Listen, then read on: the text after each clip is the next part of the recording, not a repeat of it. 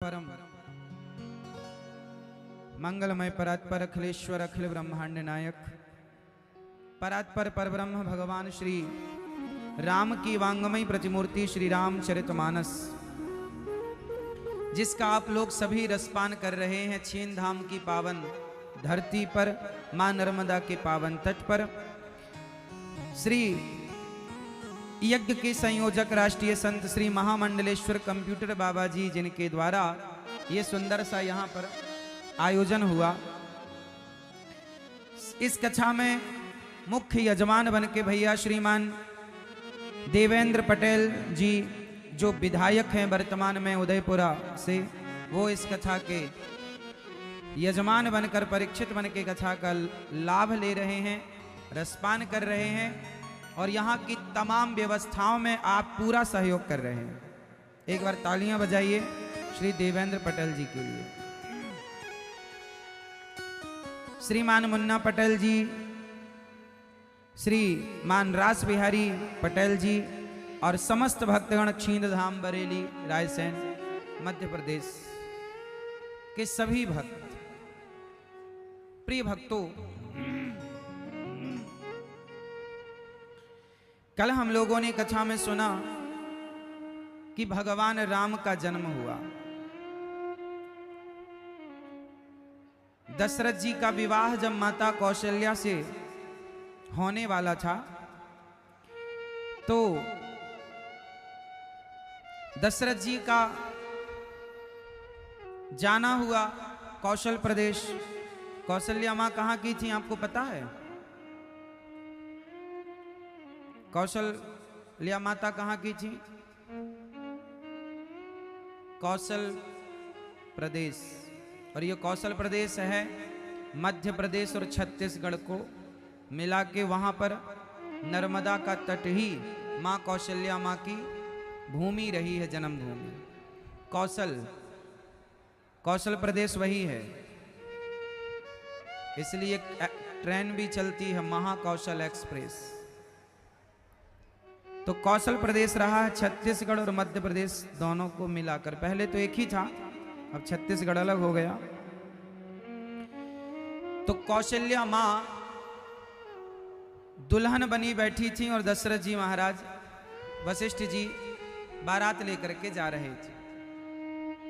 अच्छा, रावण ने ब्रह्मा जी से एक दिन पूछा कि हे ब्रह्मा जी बताओ, हमारी मृत्यु किसके हाथ से है?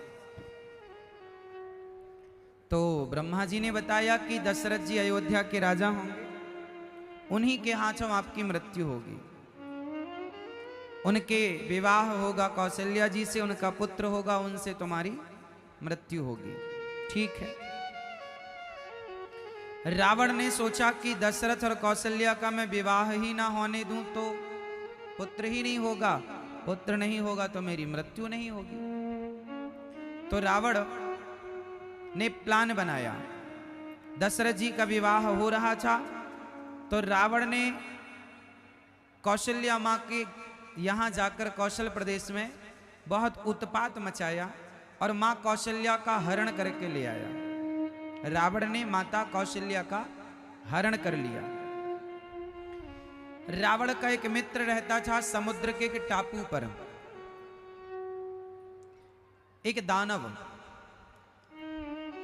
एक बड़े से लकड़ी के बक्से में, पेटी में कौशल्या मां को बंद किया रावण ने और टापू पर एक मित्र को देकर आया, बोले इसे संभालना जब तक मैं ना आ जाऊं। ठीक है। अब रावण गया दशरथ जी के पास। दशरथ जी बारात लेकर जा रहे थे, तो रावण वो नर्मदा पार कर रहे थे श्री दशरथ जी कि तभी रावण ने ऐसा तूफान मचाया कि दशरथ जी की नाव जिससे वो पार हो रहे थे, उसमें वशिष्ठ जी थे और श्री दशरथ जी और भी लोग थे। उस नाव को उठाकर रावण ने अपने बल से और ले जाकर समुद्र में फेंक दिया। उसे लगा कि अब ये लोग मर जाएंगे, डूब जाएंगे, पर नाव तो नाव है, बाकी लोग तो जैसे तैसे यहाँ वहाँ रह गए, गिर गए। पर दशरथ जी और श्री वशिष्ठ जी नाव पर ही बने रहे। उस नाव के सहारे वो समुद्र के किनारे लगे। रावण गया ब्रह्मा जी के पास बोले ब्रह्मा जी, आपने कहा था कि दशरथ और कौशल्या के पुत्र से मेरा मरण होगा, पर मैंने तो दशरथ को मार दिया और कौशल्या अब मेरे हाथ से मरने जा रही है। ब्रह्मा जी बोले कहाँ है दोनों? बोले मैंने एक को पानी में डुबा दिया और एक को पेटी में बंद कर रखा। अच्छा संयोग देखिए कि जिस राक्षस के पास रावण ने माता कौशल्या को छोड़ा था वो किसी काम से कहीं चला गया, पेटी रखी रह गई। अब मां कौशल्या बंद थी अंदर और वो निकले कैसे? समुद्र की लहर आई और वो पेटी समुद्र में आ गई, और लकड़ी की थी तो पानी में उतराती लहरों के द्वारा वो उसी किनारे पर जाकर लग गई जिस किनारे पर दशरथ जी की नाव लगी थी। दशरथ जी की नजर पड़ी, कोई पेटी है, खोल कर देखा तो सजी धजी कन्या। देवी तुम कौन हो? बोले मेरा नाम कौशल्या है। बोले यहाँ कैसे? बोले रावण ने मेरा हरण कर लिया। वशिष्ठ जी मुस्कुराए, बोले रावण ने बहुत प्रयास किया हरण करने का, पर तुम्हारे विवाह का मुहूर्त अभी है। तुरंत अग्नि प्रज्वलित की, दोनों को गुरु जी ने कहा हम गुरुदेव तुम दुल्हा दुल्हन, वहीं पर विवाह कराया। और विवाह करा के दशरथ और कौशल्या जी दोनों गुरु जी से आशीर्वाद ले रहे थे कि रावण ब्रह्मा जी को लेकर आया। रावण ने देखा ये तो दोनों साथ में खड़े हैं, तलवार निकाली, रावण ने कौशल्या जी को मारना चाहा, ब्रह्मा जी ने हाथ पकड़ लिया। अरे रावण, कुछ दिन और जिंदा रहना हो, तूने तो पूरी कोशिश कर ली कौशल्या जी को और दशरथ जी को मारने की, पर तेरी कोशिश करने से भी क्या ये मरे? नहीं, क्योंकि इन्हें बचाने वाला विधाता है, क्योंकि इनकी संतान से तेरा विनाश होगा। इसलिए तू हठ ना कर, यदि तू कौशल्या और दशरथ जी को अभी मारेगा तो इनके शरीर से रक्त की जितनी बूंदें गिरेंगी उतने राम अभी प्रकट होंगे और अभी तेरा नाश कर देंगे। कुछ दिन और जिंदा रहना हो, इनसे पंगा ना ले। ब्रह्मा जी ने कहा कि तेरे लाख प्रयास करने के बाद भी इनका विवाह हुआ, इनका मिलन हुआ। रावण वहां से चला गया, दशरथ जी और कौशल्या जी अयोध्या जी आए। ऐसे श्री दशरथ जी और कौशल्या जी के विवाह की चर्चा है। रावण ने पूरा प्रयास किया, फिर रावण ने एक वरदान मांगा ब्रह्मा जी से, हे ब्रह्मा जी हमें वरदान दो। क्या तपस्या की है तुम्हारी? हाँ हाँ मांगो। बोले दशरथ जी के कोई पुत्र ही ना हो, होगा ही नहीं तो हम मरेंगे नहीं। तो ब्रह्मा जी ने कहा तथास्तु, नहीं होगा। इसलिए दशरथ जी के कोई पुत्र नहीं हुआ, दशरथ जी से पुत्र नहीं हुआ, खीर खाने से पुत्र हुए। इसलिए दशरथ जी से कोई पुत्र, क्योंकि रावण ने वरदान मांग रखा है कि दशरथ जी के कोई संतान ना हो। इसलिए दशरथ जी के कोई संतान नहीं, वो यज्ञ किया, श्रृंगी ऋषि वशिष्ठ बुलावा और पुत्र की कामना के लिए सुंदर सपुत्रेष्टि यज्ञ कराया। यज्ञ संपन्न हुआ। यज्ञ नारायण भगवान ने खीर प्रकट की, खीर हुई, तीनों रानियों ने खीर खाई। खीर का एक हिस्सा, खीर का आधा हिस्सा मां कौशल्या ने लिया और आधे के 2 भाग किए, तो एक कैकेयी मां और एक सुमित्रा मां ने ग्रहण किया। कौशल्या मां को लगा कि मेरा हिस्सा ज्यादा है, तो उन्होंने फिर से अपनी खीर के 3 हिस्से किए। एक हिस्सा स्वयं लिया, एक हिस्सा कौशल्या मां ने कैकेयी मां को दिया और एक सुमित्रा मां को। तो सुमित्रा मां ने तो लगे हाथ खा लिया, पर कैकेयी मां थोड़ी आलसी थी, बोले जागूंगी तब खाऊंगी, रख दिया। तभी एक पक्षी आया और जिस बर्तन में खीर रखी थी वो बर्तन पंजे में दबा के उड़ा, और अंजनी मां तपस्या कर रही थी। अयोध्या से पक्षी उड़ा और कर्नाटक पहुंचा, जहां अंजनी मां तपस्या करती थी, किष्किंधा के आसपास। आंजनेय गांव आज भी है वहां पर दक्षिण में, जहां हनुमान जी का प्राकट्य हुआ। वो पक्षी के पंजे से वो खीर का पात्र गिरा और अंजनी मां ऐसे हाथ पसारे बैठी खड़ी थी तपस्या में, उनके हाथ में पात्र गिरा। उन्हें लगा मेरी तपस्या का फल मिला है, उन्होंने खीर ग्रहण कर ली और खीर खाने से उनके यहाँ पुत्र हुआ। 5 पुत्रों की प्लानिंग थी, पर एक को ट्रांसफर कर दिया अंजनी माँ के यहाँ। इसलिए कहा गया है कि तुम मम प्रिय भरत ही सम भाई। हनुमान जी को क्या कहा राम जी ने कि तुम मेरे भरत जैसे भाई हो, क्योंकि भरत की माँ कैकेयी का वो हिस्सा था जो पक्षी उड़ करके अंजनी माँ तक पहुंचाया। इसलिए सुमित्रा माँ ने 2 भाग खाए, एक अपना और एक माँ कौशल्या का, इसलिए 2 पुत्र हुए। कैकेयी के भी 2 पुत्रों की प्लानिंग थी, पर कैकेयी माँ ने एक खाया ही नहीं, तो अंजनी माँ, और कौशल्या माँ ने 1 भाग लिया तो 1। टोटल 4, श्री राम, श्री लक्ष्मण जी, श्री भरत जी, श्री शत्रुघ्न जी। राम लक्ष्मण भरत शत्रुघ्न का जन्म हुआ। अच्छा, जन्म तो हुआ, भय प्रगट कृपाला दीन दयाला। राम जी का जन्म कितने बजे हुआ? मैं ये बताओ मेरी माँ, राम जी का जन्म कितने बजे हुआ? बेटा आप बताओ। मैया ना बताओ, तुम बता दो सब यहीं, घर में ना बताना कुछ। घर में बताई होती तो यहां क्यों बताना पड़ता? लो बताती जा रही है मैया, नकल करके पास हुई है मैया। ये बताओ बेटा, राम जी का जन्म कितने बजे हुआ? तिथि क्या थी? हाँ, नवमी दिन के। अच्छा, 12 बजे जब राम जी जन्म लिए तो 12 बजे ही क्यों आए? 11 बजे आ जाते, 1 बजे आ जाते, 9 बजे आ जाते, शाम को 4 बजे आ जाते। 12 बजे ही क्यों? दिन के 12 बजे। और वहां भगवान कृष्ण भी रात के 12 बजे, वहां भी 12, यहां भी 12। ये 12 से क्या मतलब है? जानते हो क्यों? घड़ी में 12 कब बजते हैं? बताओ। घड़ी में 12 तब बजते हैं जब तीनों कांटे ऊपर की तरफ हों।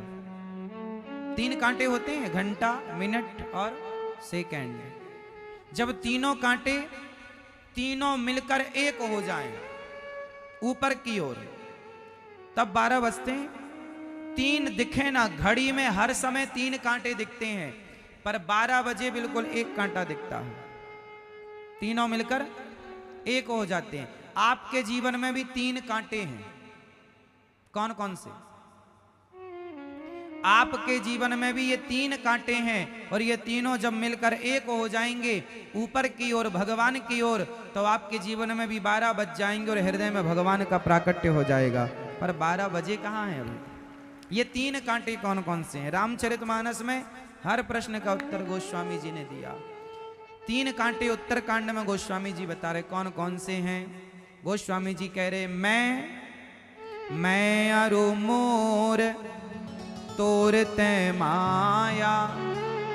ये 3 कांटे। मैं मीन्स अभिमान, मैं और मोर, मोर मीन्स मोह, ये मेरा, ये मेरा, ये मेरा। मैं अरु मोर तोर, तेरा, ये मेरा है, ये तेरा है। मैं, मेरा और तेरा, कितने हो गए? जोर से 3 हो गए। मैं, मेरा और तेरा। गोस्वामी जी कहते हैं कि मैं ना रह जाऊं, मैं ऊपर की ओर चला जाए, कि मैं कौन हूं? मैं ही ईश्वर का दास हूं। मेरे भीतर भी राम है और तेरे भीतर भी राम है। जब मेरे में भी राम दिखें, तेरे में भी राम दिखें, और मैं और मोर तोरते माया, जब मेरे में राम, तेरे में राम, और जो है वो मेरा भी राम, मेरे तो गिरधर गोपाल, जब हर जगह केवल मैं, अभिमान समाप्त हो जाए, मेरा मोह समाप्त हो जाए, और तेरा भेद समाप्त हो जाता है जिसके जीवन में, उसके जीवन में भगवान प्रकट होते हैं। दशरथ जी के जीवन में मैं, मेरा, तेरा समाप्त हो गया ठीक 12 बजे, और श्री राम का प्राकट्य हुआ। जब तक आप अपना अभिमान नहीं मिटाओगे, मैं, मोह नहीं मिटाओगे, मोह, ये मेरा, ये मेरा, ये मेरा, मरते रहो सारी जिंदगी करते करते कि ये मेरा। अच्छा बताओ आपका क्या है? क्या है आपका? कहने को तो बहुत कुछ है कि ये मेरा, ये मेरा, ये मेरा, लेकिन आप कहते हो ये बेटा मेरा, ये बेटी मेरी, ये परिवार मेरा। चलो छोड़ो बेटा बेटी परिवार, ये बताओ ये शरीर जो है क्या ये आपका है? उत्तर दो। शरीर आपका है? यदि शरीर आपका है तो जब आप बूढ़े हो जाते हैं तो शरीर आपका साथ छोड़ना शुरू कर देता है। बुढ़ापे में आंखों ने देखना छोड़ दिया, बुढ़ापे में बाल सफेद हो गए, बुढ़ापे में चमड़ी ढीली पड़ गई और धीरे धीरे घुटना, कमर, धीरे धीरे शरीर ने हमारा साथ छोड़ना शुरू कर दिया और एक दिन फाइनली ये शरीर हम सबका साथ छोड़ देता है। अच्छा बताओ, आपकी आंखें आपका साथ छोड़ देती हैं कि नहीं? बोलो हाँ। घुटने साथ छोड़ देते हैं? बोलो हाँ। इसका मतलब ये शरीर आपका है? यदि आपका था तो आपका साथ इसने छोड़ क्यों दिया? इसका मतलब 24 घंटे हमारे साथ में रहता हुआ शरीर भी हमारा नहीं है। जब ये शरीर हमारा ना हुआ तो इस शरीर से संबंध जितने हैं भला वो हमारे कैसे हो सकते हैं? इसलिए जो हमारा है उसे पहचानिए। मेरे तो गिरधर गोपाल दूसरो ना, मेरा भगवान है। संसार मेरा, मेरा शरीर भी मेरा नहीं, संसार भी मेरा नहीं। उलझे पड़े हो। 12 बजे राम जी का प्राकट्य, राम जी का जन्म। अच्छा, राम जी का जन्म हुआ तो दशरथ जी ने वहां एक चौपाई आई है बालकांड में, सर्वस दान दीन सब काहू और जेहि पावा राखा नहीं ताहू। इसका मतलब क्या है? दशरथ जी ने सब कुछ दान दिया, सर्वस्व दान। सर्वस्व मतलब सब कुछ। सब कुछ का मतलब क्या होता है?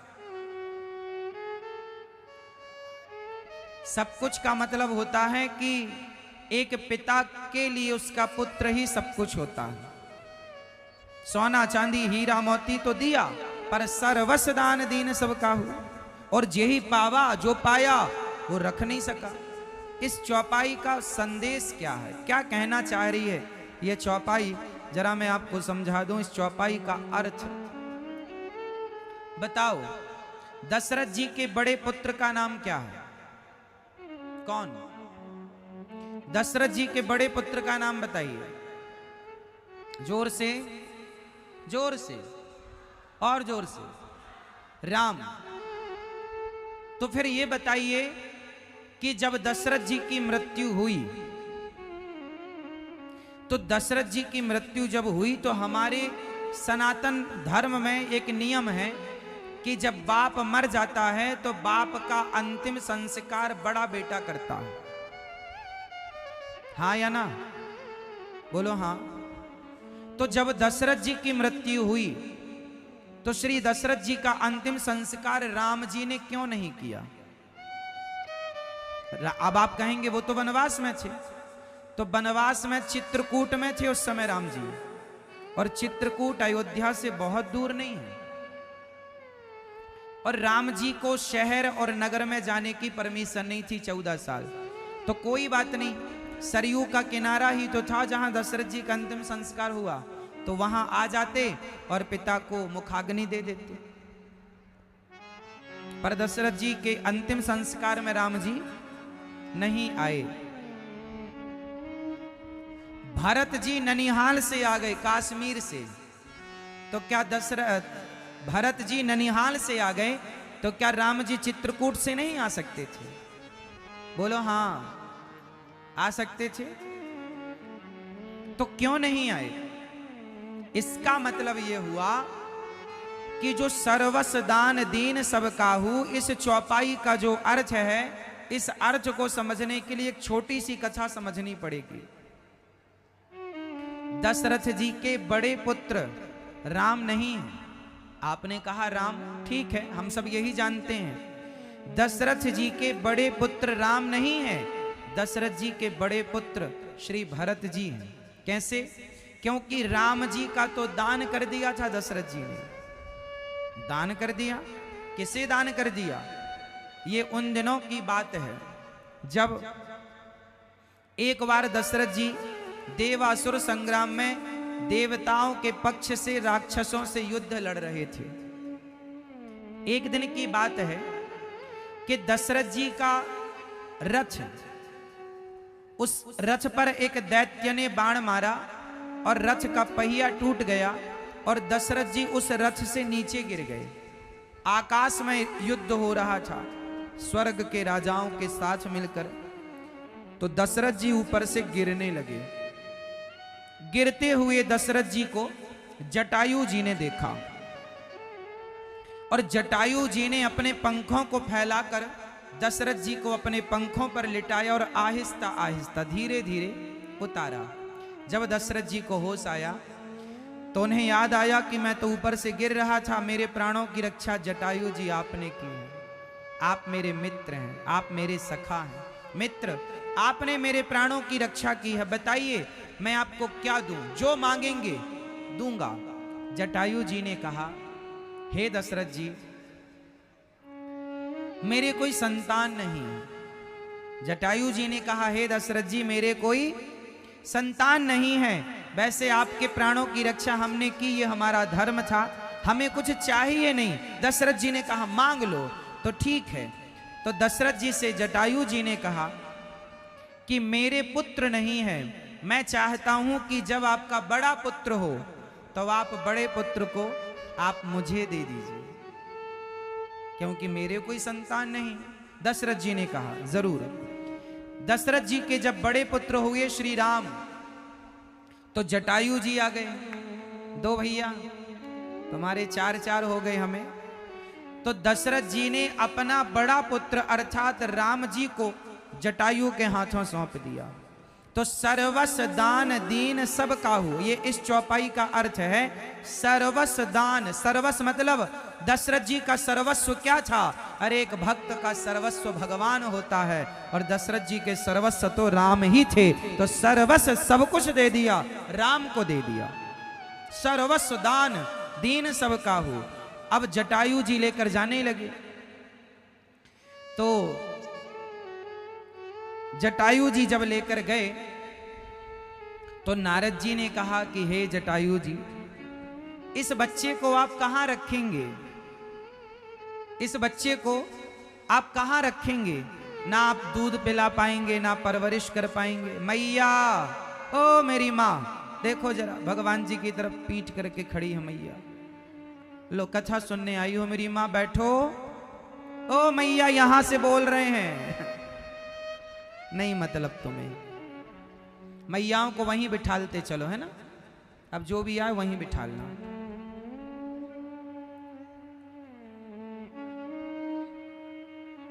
अरे मैया के पोता पोती रह गए हैं, ये देखो, उन्हीं में दिमाग है, उन्हीं में दिल है। सुनो,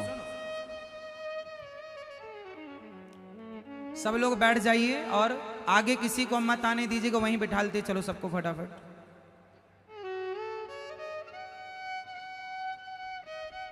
तो श्री दशरथ जी महाराज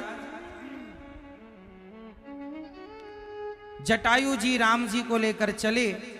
तो नारद जी ने कहा कि आप इन्हें कहां पानी पिलाओगे? कहां, छोटा सा बच्चा है, दूध कहां पिलाओगे? कहां सुलाओगे? क्या व्यवस्था करोगे? जटायु जी ने कहा, सही बात है, हम कहां व्यवस्था करेंगे। नारद जी ने कहा, जब बड़े हो जाएं, जिम्मेदार हो जाएं, तो अपना बेटा ले लेना। तो सर्वस दान दीन सब काहू, और जेहि पावा राखा नहीं ताहू। जिसने लिया वो रख ना सका। दशरथ जी को राम जी अर्थात दशरथ जी को जटायु जी ने राम वापस कर दिए कि जब बड़े हो जाएंगे तब ले जाऊंगा, अभी मैं दूध कहाँ पिलाऊंगा, कहाँ सुलाऊंगा, कहाँ रखूंगा। तो जेहि पावा राखा नहीं ताहू। तो सर्वस दान दीन सब काहू।